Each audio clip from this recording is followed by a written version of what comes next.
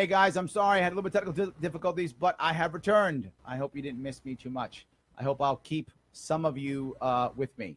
So I forgot actually where I was since I'm sitting here trying to fix my technical problems. So I'll just go bug Brian and see if he'll give me a question to answer.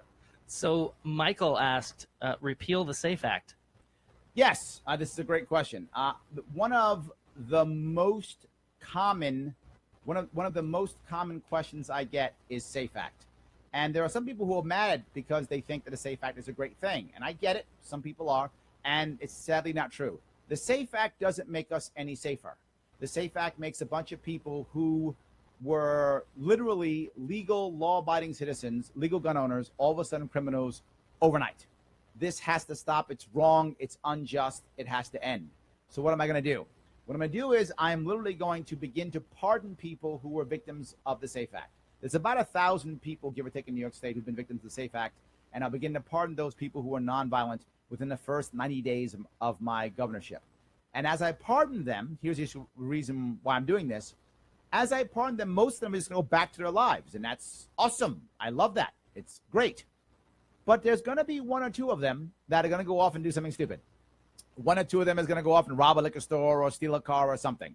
And when that person does that, people are going to blame me and go, Governor Sharpe, that person robbed the liquor store. It's because of you. Oh, my God, you pardoned him from the SAFE Act. And I'm going to say, if a person robbed a liquor store, then go to jail for robbing a liquor store.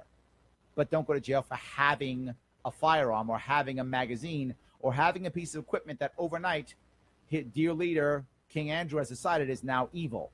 That's wrong. But here's the most important part. If I pardon 100 people in the first 90 days, as an example, I don't know how many I'm going to pardon, but say 100 of them, and 99 go back to being great citizens, and one does something dumb, I will proudly say the United States was built on the idea that it's better for a guilty man to go free than an innocent man to be imprisoned. And I let 99 people off to go do what they should do, and one got away. We'll put him in jail anyway. I'm okay with that. The SAFE Act does not make us safe. The SAFE Act is not helping anything. And the SAFE Act hurts more people because with the SAFE Act now, anytime you have any problem whatsoever, it has to get reported, and then all of a sudden you lose your gun rights in perpetuity. My concept always, I hear this, I don't want people punished in perpetuity unless their problem is something that happens in perpetuity. All right, I'm going to grab a call. We'll grab Ken on line one. Ken, how are you? Larry, how you doing, buddy? What's going on? Hey, I saw the live stream up and running. Figured Yes. I'd call in and say hello. And also, you as you were talking here, and I was trying to Google it before you picked me up, but couldn't quite get there. But there's an old phrase about better 100 guilty men go free than one guilty man be held, or I can't remember exactly how it goes. I was trying to Google it, but it's better for 100. It's better for 100. I think it's 100. Oh no, it's better for a guilty person to go free than an innocent man to be imprisoned. Yes. Absolutely. Yes. And our society's flipped on that. 100%. Larry, it's the other way around now. I Yes. mean, the way things are done, we're sending innocent people to jail by default, and then they have to prove their innocence. Here's something to know about our system. There are at least minimum 50,000, if not 200,000, clearly, obviously innocent Americans in jail right now. No doubt. You do. Anybody thinks I'm wrong, do your homework. This is a guarantee. There are at least 50,000 innocent Americans in prison, lives ruined right now, if not 100 or 200,000. Tons of them are. And it's because we have this idea that punish first, ask questions later. We don't have a justice system. We have a punishment system. And that has to go away. You are totally correct. But not just that. When someone gets arrested, now I've done some consulting with criminal attorneys, with defense attorneys. When someone gets arrested, immediately, you're 4 against 1. The judge is against you. He or she assumes you're guilty. That judge is probably a former prosecutor. The prosecutor is against you. They want you to be guilty. Remember, prosecutors spend their life ruining people's lives. That's what they do for a living. If the people they're prosecuting aren't bad guys, they can't sleep at night. So they assume everyone is a bad guy. That's just human nature. But not just that, the jury's against you. Juries always assume you're guilty. Why would they put this guy here if he's not guilty? Of course. and the press is against you. They assume you're guilty. So it's 4 against 1 immediately. You are absolutely guilty until proven innocent. I actually heard a prosecutor say once, you're guilty until proven broke. That is our system right now. And Larry, I actually found the actual quote. It is that it is better 100 guilty persons should escape than that one innocent person should suffer, is a maxim that has been long and generally approved from Benjamin Franklin.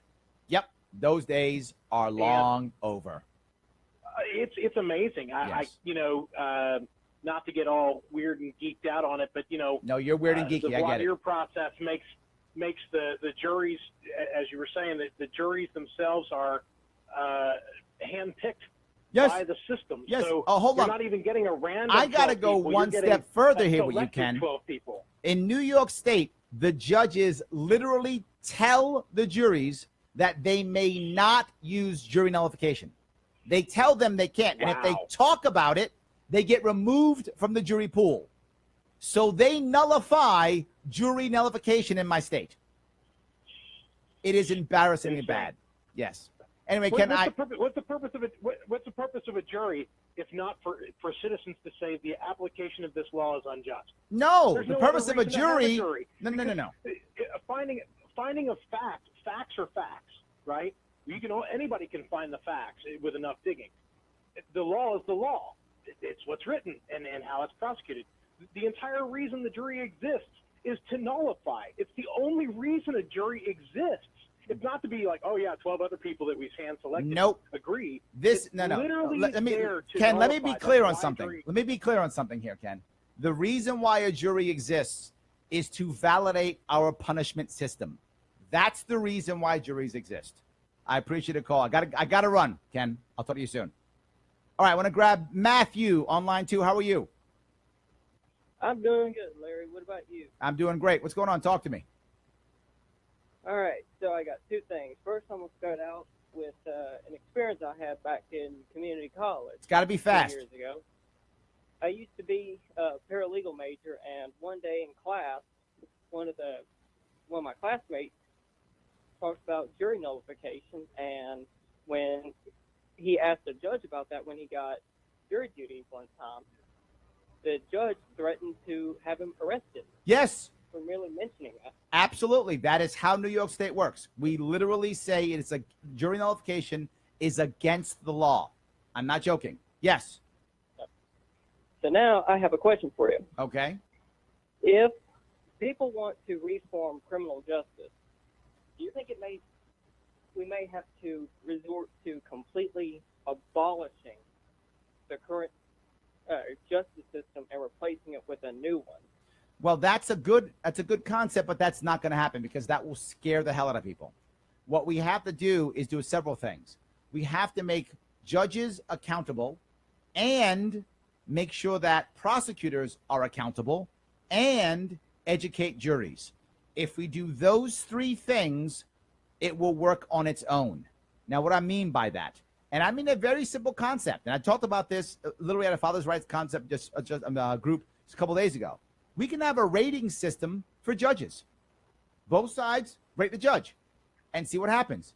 Not just that, prosecutors too. For some reason, prosecutors and judges are almost completely immune from all prosecution. There is no downside for a corrupt or evil prosecutor. None. They can do whatever they want. That has to change. If we hold the prosecutors accountable, if we hold the judges accountable, and we educate juries, then that will happen. But how do we make that happen?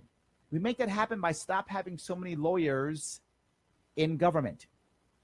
Most people in government have law degrees. They're lawyers. Lots of them are lawyers. These lawyers, they worship the law. They're like priests of the priesthood, right? That's who they are. They think law is awesome. But you got to realize something. Recent law, how awesome is it? Recent laws are written by lobbyists. Recent law is basically corporate policy written by lobbyists. That's what recent law is. Now, the top 10, right, the Bill of Rights, that wasn't written by corporate lobbyists. But most of the laws today, so they're written by.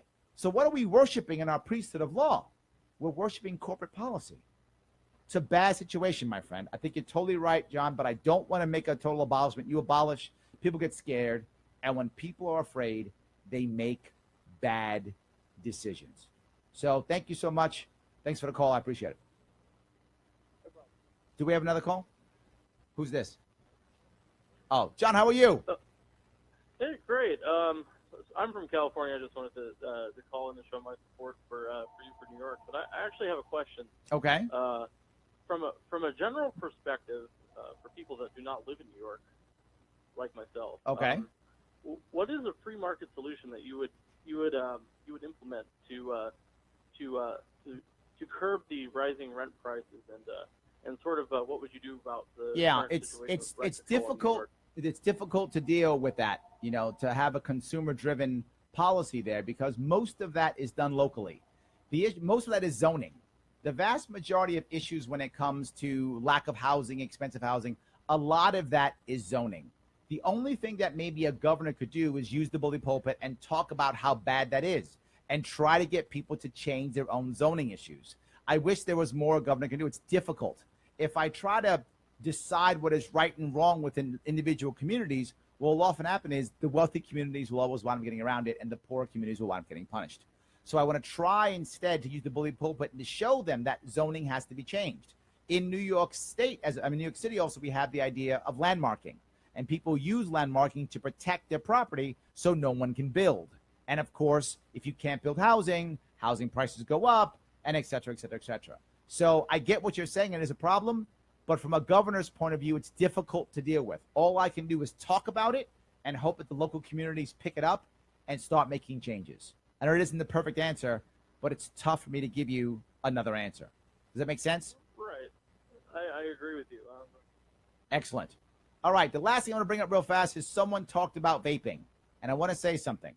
I'm a big fan of the vaping industry. And the idea that the New York State is trying to crush the vaping industry is an embarrassment. I have no idea why they're trying to do that. They're trying to license them out of existence. A terrible idea. I'm against the licensing of vape shops. I'm against the idea of New York State trying to crush the vaping industry. That needs to stop 100%. And when I'm the governor, I will let them go and be free. If you want to vape, vape. If you don't, don't. If your local community wants vape shops, enjoy vape shops. If your local community doesn't want them, then they won't get them because they'll go out of business. I'm okay either way. The vaping industry is a wonderful industry that allows people locally to do great, cool, new stuff. The stuff can be manufactured here locally. It's retail. It creates community. And people even quit their addictions using vaping, whether that's hardcore addictions, but also smoking. These are great ways. Vaping is a wonderful industry. I support it 100%. I hope that answers your question. All right, guys, it's 10 o'clock. I got to bail. Support me at LarrySharpe.com. If you want me to keep doing this, you got to support me. LarrySharpe.com. Donate what you can. $100, $50, $75. Help me out. I will see you all next week right here at the Governor's House. You are listening to the Talking Alternative Network.